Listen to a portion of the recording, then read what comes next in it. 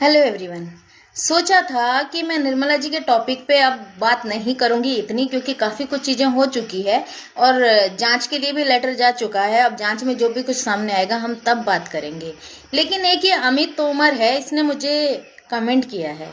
ये मुझे कहता है कि जब अंकिता की हत्या हुई थी तब कहाँ थी तुम?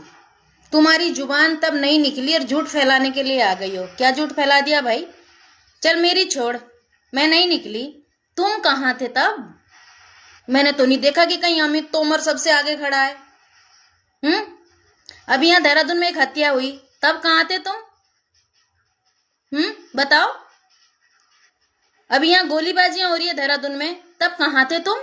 तुम्हारी जुबान निकली है क्या कहीं पर? या कहीं आए हो, कहीं पर तुम गवाह बने हो जो दूसरों को सवाल कर रहे हो? अरे कम से कम मैं इतनी तो हिम्मत करूं कि किसी महिला के लिए खड़ी हूं। तुम हो सकते हो? हो सकते हो तो बताओ। नहीं हो सकते। तुम लोगों के विधायक जी ने निर्मला जी का लेटर सदन में पढ़ा, तब कहां थे तुम? और यहां देहरादून में न जाने कितनी हत्याएं हुई अंकिता के बाद, तब कहां थे अमित तोमर जी तुम? वैसे तुम बोलने का मेरा संस्कार है नहीं, लेकिन जब तुम मुझे तुम बोल के संबोधित करोगे तो मैं भी तुम ही बोलूंगी। और रही अंकिता के केस की बात, तो उसमें जजमेंट आ चुका है। जिन लोगों ने अंकिता को मारा उन्हें सजा मिल चुकी है। अब कोई चिल्लाता रहे कि कोई वीआईपी था, कोई वीआईपी था, तो भाई आप सबूत लाइए ना उस चीज के। कौन मना कर रहा है? सीबीआई जांच के भी आदेश हो चुके हैं, तो उस बात को बढ़ा चढ़ाकर क्यों कहना है?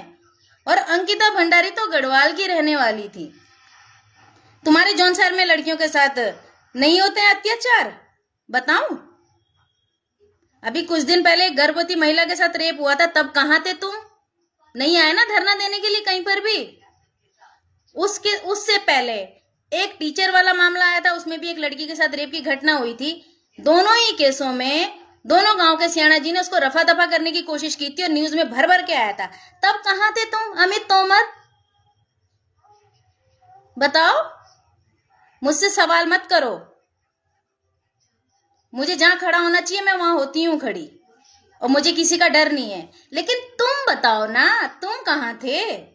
मुझे तो कहीं नहीं दिखे अमित तोमर जी कि ये कहीं खड़े थे। बताइए, खुद का कुछ अता पता नहीं है, खुद क्या करना है क्या नहीं करना है, कभी अपने समाज के लिए कोई बात नहीं करी होगी और दूसरों से सवाल करने के लिए खड़े हो जाते हैं। और अगर कोई न्याय की लड़ाई लड़ने भी चले जाए ना, तो आ जाते हैं इनके जैसे दूसरों को कहने के लिए कि तुम झूठ फैला रहे हो।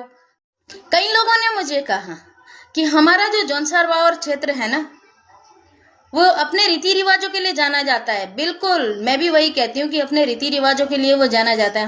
हमारे यहाँ की संस्कृति बहुत अच्छी है, लेकिन इतनी अच्छी संस्कृति होने के बावजूद भी कहाँ से आ जाती है ये बहिष्कार जैसी प्रथा? ये बताइए ना। अपनी कुरीतियों को खत्म करने की बजाय दूसरों पर सवाल करते हो। तो भाई जांच के आदेश हो जाएंगे आजकल में ही, उस जांच में सहयोग करना, उस जांच को दबाने की कोशिश मत करना। कहीं ऐसा ना हो कि आ जाएगा आप लोगों का नाम कि भाई इसने दबाने की कोशिश करी या उसने दबाने की कोशिश करी। मेरी समझ में ये नहीं आता कि जब देहरादून में कोई हत्या होती है, हमारे जौनसार पावर में कोई हत्या होती है, तो सबके मुंह पे ताला कैसे लग जाता है?